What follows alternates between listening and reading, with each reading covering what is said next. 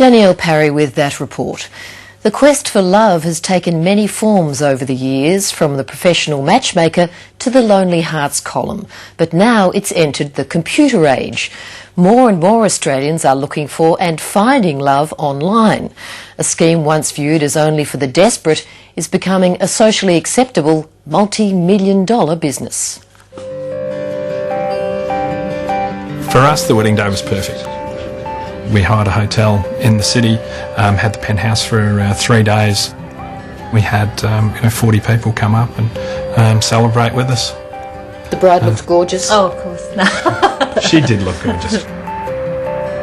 It was fantastic. For us, it was perfect. It was just what we wanted.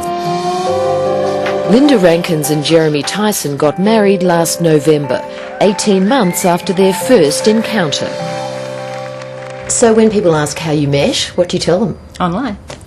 We actually go online, where else? I think amongst our friends we've probably got, 3 or 4 marriages. There's got to be 3 or 4 different kids as well, and people living together and moving in. So, yeah. That all met online? All met online. Online dating was once seen as a last-ditch enterprise for the desperate, but not anymore. Finding love at the click of a mouse has become popular and profitable. The online dating industry has gone from effectively zero about 10 or 15 years ago to about $90 million last year, and we expect it to go to about $100 million in 2009-10, and this is just purely from organic growth.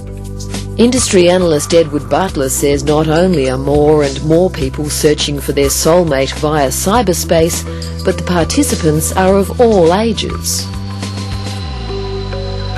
It used to be the domain of younger people primarily, but as the stigma's moved away from online dating and online interaction, older people are definitely moving on. There is certainly a large market for widowers, divorcees. There's Christian online dating sites, there's vegan online dating sites, there's emo goths ones, there's any kind of interest you can think of. Australia's largest online dating site, RSVP, boasts 1.6 million members. Its revenues are expected to exceed $20 million this year. A recent Nielsen study found that in the last 12 months, 15% of adults who form serious relationships met online. On RSVP, we're getting about 40 stories a week of people taking themselves off the site and getting into a relationship, and we're up to about 8,000 marriages now. RSVP was acquired by Fairfax Media in 2007. Channel 10 owns 40% of another big online player, Oasis Active, which offers advertising-based free entry. One of the reasons that Channel 10 and Fairfax were probably so keen to buy into these companies was the fact that they have a big database of personal information. One of the key online information trends we've seen over the past decade is that the value in a lot of sites like Facebook or MySpace is actually the people that are signed up rather than the actual ability to market directly to them via these sites. What would you have thought of online dating in the past? Oh, I would have just thought that someone was desperate and lonely to go online. I mean, I would have never thought that that would be me. Merrin Doyle met her match years ago, but for the PR consultant and mother of 2, it was suddenly game over. She found herself in a place she never expected or wanted to be, 40-something and single. 4-4, well done! My husband had just left me for a younger woman, and I had been terribly upset by that and, spent 2 months crying myself to sleep every night. I just decided to go online. So I registered at midnight, and then by 9 a.m. the next morning I had 13 hits, or kisses as they're called. So I just suddenly thought, yay, I think this is a good idea. Why is the stigma going now? Well, I think the stigma's going now because the way we relate to each other is changing, and the way we communicate via text, the way we communicate via email, all these things are changing the way we even understand that we relate to each other on an everyday level. Australian social psychologist Monica Whitty travelled to the UK to further her research into online dating. She says that while the end result may be the same, there are a number of ways in which online dating is different to the traditional form. When we meet offline, it is this gradual self-disclosure. And what happens is there is breadth and depth to how much you self-disclose to someone. But if you're creating an online dating profile, it's a static profile. You see it and you read it, so that it's kind of like this idea that I've got the story now, and do I want that person?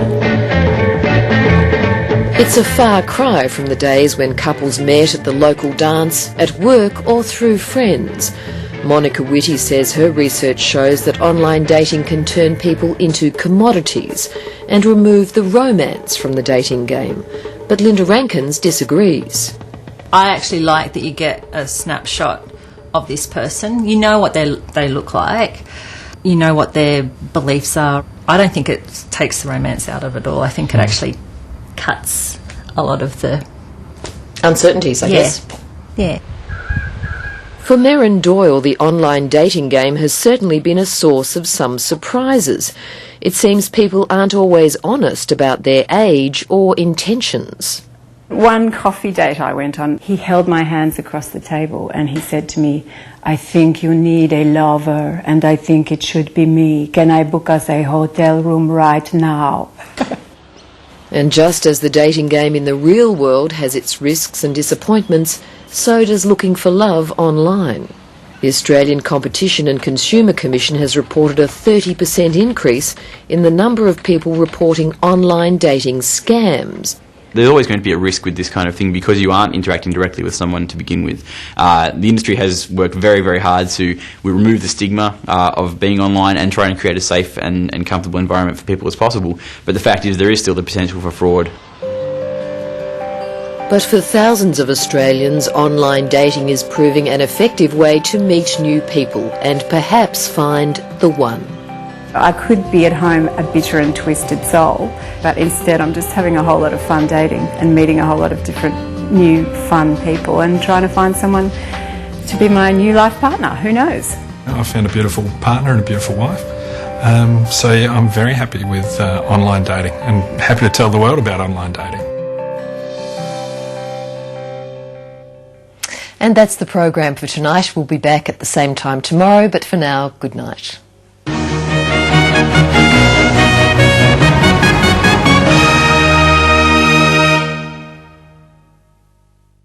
They were known